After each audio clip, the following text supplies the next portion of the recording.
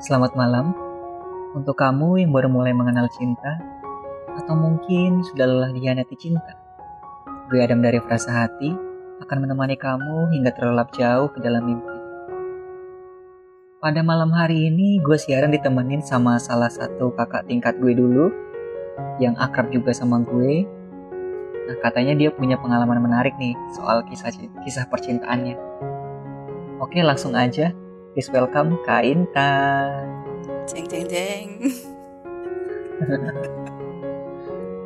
Apa kabar Kak Intan? Kabar baik. Gini Kak Intan, malam ini gue pengen ngajakin kakak untuk bernostalgia sedikit nih. Ulala. Sama kisah-kisah percintaan zaman jahiliyah. Oke. Tapi sebelum kita masuk ke topik utama, gue mau ngasih tahu buat kalian yang ngedengerin ini via Spotify, gue minta supportnya dengan mengklik tombol follow ya.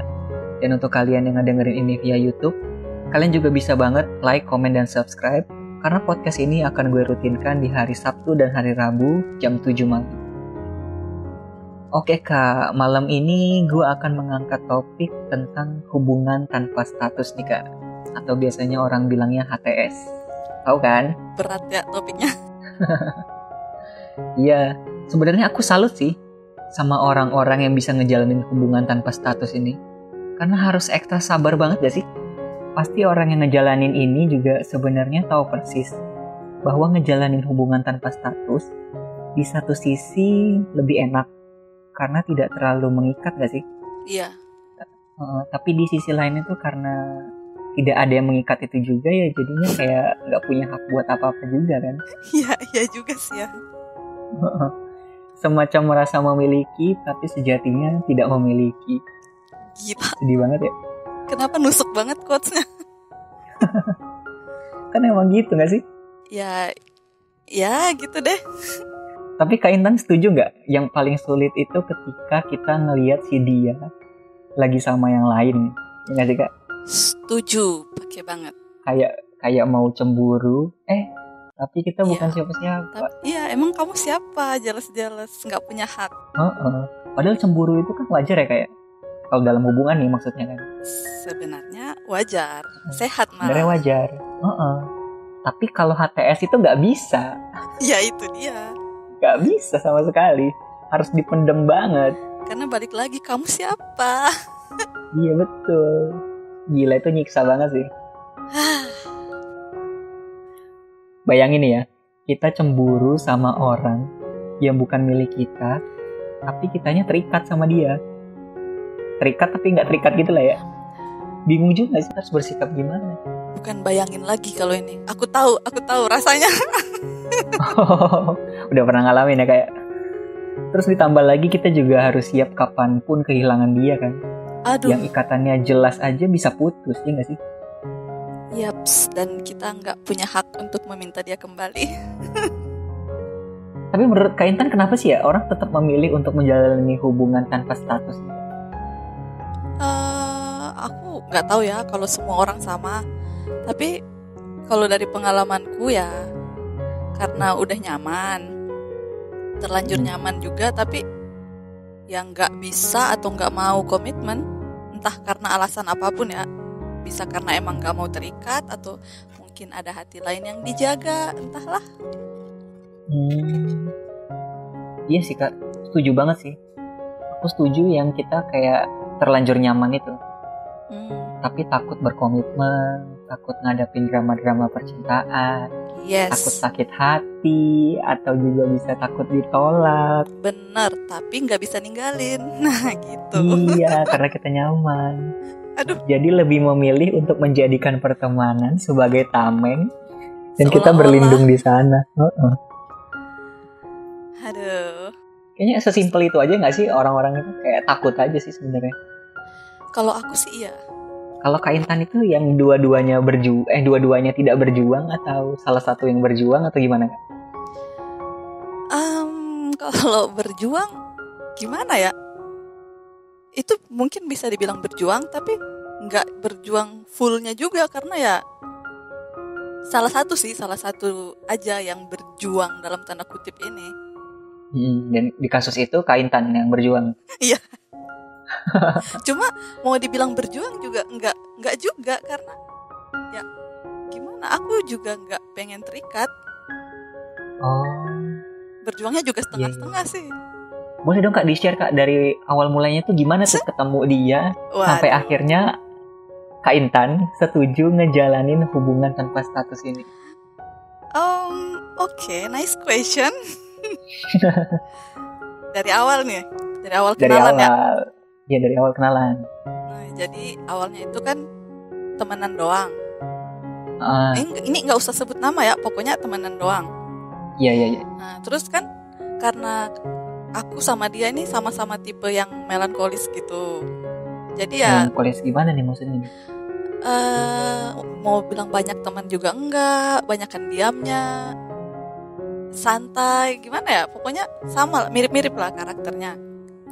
Terus jadi gara-gara mirip, akhirnya kan jadi saling memahami lah, walaupun dalam diam. Gila, dalam coy. Jadi ada muncul rasa-rasa nyaman itu. Iya, karena gara-gara saling memahami di antara yang lain, jadi kan makin dekat lah kami. Terus ya lama-lama kan karena tipe orang melankolis nih sering galau juga ya. Galau dan baper sih. Entah karena apapun itu ya galaunya. Iya iya iya. Jadi karena sama-sama tipe orang yang galauan juga, galauan nih bahasa Indonesia ya. Jadi Gak apa-apa lah, penonton ngerti lah. Ujung-ujungnya ya jadi sering main ke pantai bareng, tau lah, pantai kan tempat yang cocok buat bergalau-galau ya. Tapi sebenarnya kami kalau main ke pantai itu nggak ngedate atau apa, kami sibuk masing-masing, sibuk menggalau dengan pikiran masing-masing. Cuma ya bareng-bareng ke tempat itu. Nah kan gara-gara kayak gitu, kemana-mana bareng, makin dekat, makin nyaman. Terus lama-lama kan mulai berasa nih, nah dia yang paling ngerti aku selama ini dibanding yang lain. Nah terus ya seiring waktu berlalu nih, kan aku nih karena tipe yang melankolis ya, aku nggak pernah selama ini mulai duluan, karena nggak suka lah masa cewek mulai duluan. Tapi kali ini aku keceplosan. Aku keceplosan bilang kalau aku suka sama dia. Gila nggak tuh? Ngeri banget. Nah sejak saat itu pas dia tahu aku suka sama dia, awalnya tuh dia kayak nggak mau ngaku, kayak gimana ya, kayak bilang aku enggak kok, aku tuh baik sama kamu ya karena aku emang baik sama semua orang gitu sih. Tapi jelas banget loh orang lain tuh tahu kalau perlakuan dia ke aku tuh dia nggak bikin ke orang lain. Jadi ya mau dibilang dia baik ke semua orang juga perlakuannya beda sama orang lain. Nah terus apalagi tambah dia udah tahu kan nih ceritanya kalau aku suka sama dia.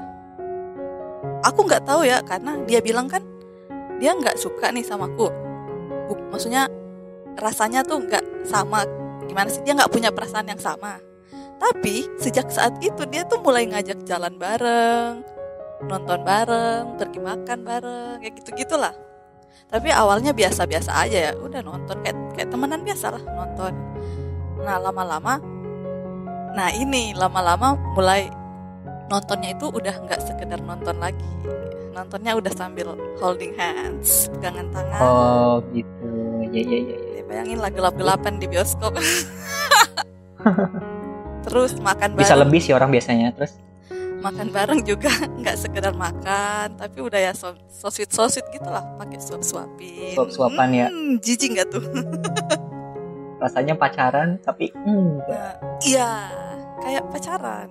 So aku pernah nanya ke dia, kita ini apa sih? Enggak gitu ya nanyanya, pokoknya intinya gitu. Aku nanya, kita ini sebenarnya apa? Tapi ya setelah ngobrol-ngobrol, menuntut kejelasan lah ya dalam tanda kutip. Iya, tapi setelah ngobrol-ngobrol tuh ujung-ujungnya kami itu sama-sama sepakat. Jadi ini sepakat sih untuk gimana? Ya udah kayak gini aja. Kenapa lu harus sepakat menjalani hubungan yang bakal menyakiti lu di akhirnya gitu? Ya itulah namanya orang jatuh cinta itu jadi bego gak sih? Padahal waktu itu sebenarnya aku tahu, aku itu sadar kalau ya ini bakal endingnya nggak enak di aku juga, bakal sakit hati ujung-ujungnya. Aku tahu. Ya, pastilah nggak enak, dia bakal lebih sakit daripada putus biasa nggak sih? Iya, aku udah tahu dari awal. Jadi aku tuh udah sadar gimana ya, seolah-olah aku lagi jalan di tengah sungai. Aku tahu nih di ujung sana tuh jurang, tapi aku tetap jalan ke sana. Bego nggak ya? Tapi itulah cinta ya. Ya gitu deh. Pokoknya saking udah nyamannya, walaupun tahu bakal sakit hati ya tetap lanjut sama dia. Tiap hari teleponan, video call tiap pagi, tiap malam, ngingetin makan. Kalau naik motor boncengan, peluk-pelukan, gemes aku. Udah kayak orang pacaran, tapi enggak. Tapi ya gitu, enggak ada status. Terus Kak, sekarang udah selesai belum hubungan tanpa statusnya? Sudah. Nah, sudahnya itu jadi ada status atau berakhir? Berakhir sih. Berakhir. Oh, di Januari? Enggak. Di enggak. Bulan Juli. Oh, Juli.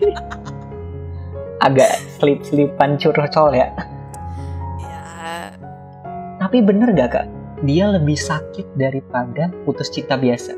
Enggak tahu ya. Iya ya. Kalau pengalamanku ya iya. Kalau putus kan jelas nih, putus gitu kan. Kayak udah ada statementnya kayak ya selesai gitu loh. Iya. Tapi kalau HTS ini kan nggak pernah ada apa-apa ya. Nyelesainnya ya, itu gimana putus. sih? Nah itulah. Nggak ada endingnya. Gimana mau ada endingnya dimulai aja enggak? Iya itu makanya. Karena mau bilang putus juga nggak pernah jadian. Itu nyiksa banget gak sih? Ya bingung sih, jadi bingung.